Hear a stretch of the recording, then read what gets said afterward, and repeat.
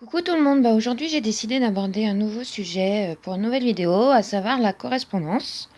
Parce que depuis que j'ai découvert le concept de bullet journal, donc il y a 3 mois environ, j'ai trouvé un groupe sur Facebook qui s'appelle le Bougeux épistolaire, ce qui m'a permis de reprendre une correspondance écrite. Et j'en suis contente, ça m'a permis de faire de super rencontres et c'est un vrai plaisir. Donc, je vais vous parler un petit peu de la correspondance, les avantages, les inconvénients, pourquoi ça s'est perdu aujourd'hui, et moi, ma petite conclusion, pourquoi je regrette pas mon choix, et voilà. Donc tout d'abord, je vous présente donc mon planeur qui me sert à ma correspondance. Je vous l'avais déjà présenté dans ma dernière vidéo, il me semble. Donc je vous le remonte rapidement. Je ne l'ai pas encore aménagé, mais voilà. Donc vous le voyez, c'est un ancien agenda. Donc pour l'instant, j'ai laissé les onglets d'origine, mais en fait, j'ai un onglet de suivi. Donc je fais une fiche par correspondante avec l'adresse de la personne, un petit résumé de sa vie, des petites informations, ses goûts.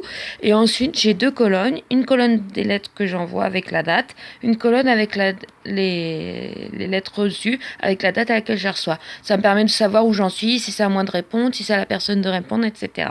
Bien sûr, ça nécessite de le mettre à jour régulièrement.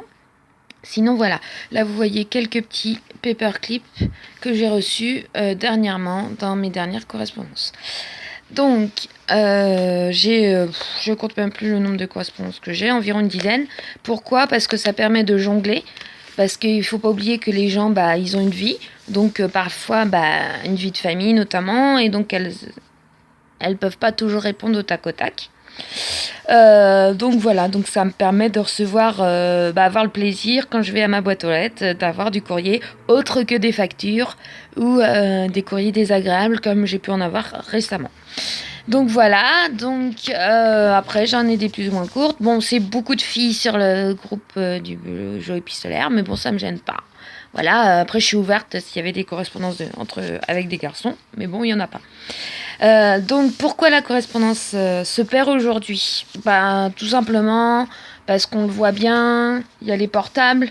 Donc avec le portable maintenant, il y a les SMS, notamment avec les forfaits qui à SMS illimité.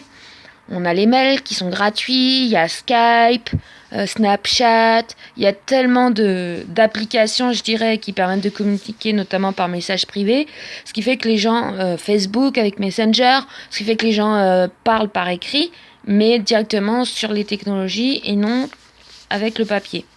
Moi-même, j'utilise beaucoup les SMS et Messenger, par exemple.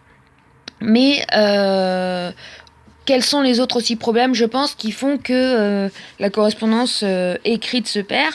Le prix du timbre, tout simplement. Faut pas l'oublier qu'il n'a de cesse d'augmenter. En lettres prioritaires, je crois qu'aujourd'hui c'est 80 centimes le timbre. Voilà, ça fait mal quand on sait que toutes les applications ou d'échanger sur Messenger et autres, c'est gratuit. Et puis, faut pas oublier aussi, le service de la poste n'est plus ce qu'il était. Honnêtement, j'ai encore eu le cas, moi j'ai eu un cas récemment, j'ai eu un colis qui a été balancé par terre devant la maison de mes voisins.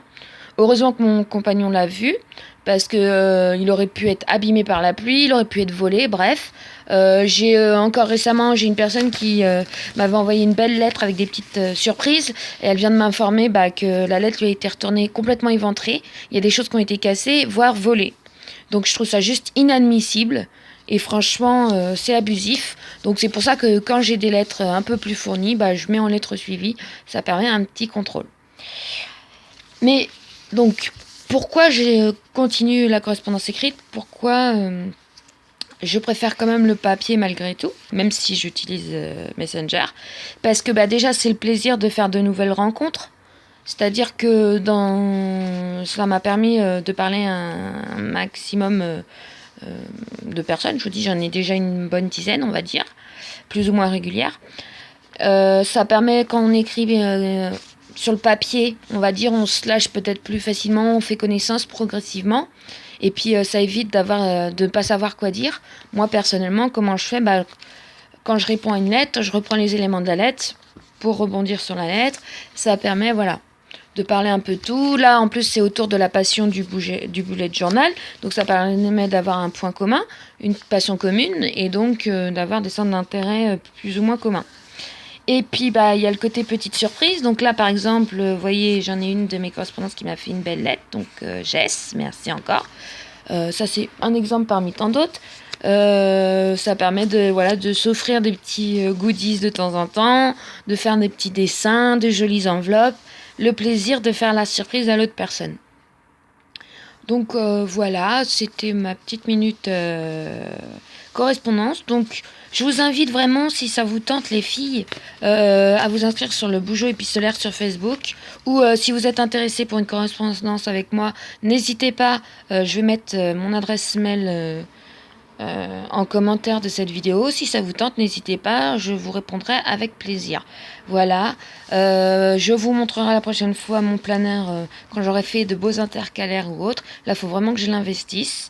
Et puis, surtout mes correspondantes qui sont en attente. J'ai 2 lettres qui partent aujourd'hui. J'en ai d'autres qui partiront dans la semaine. Il faut juste que j'achète des timbres.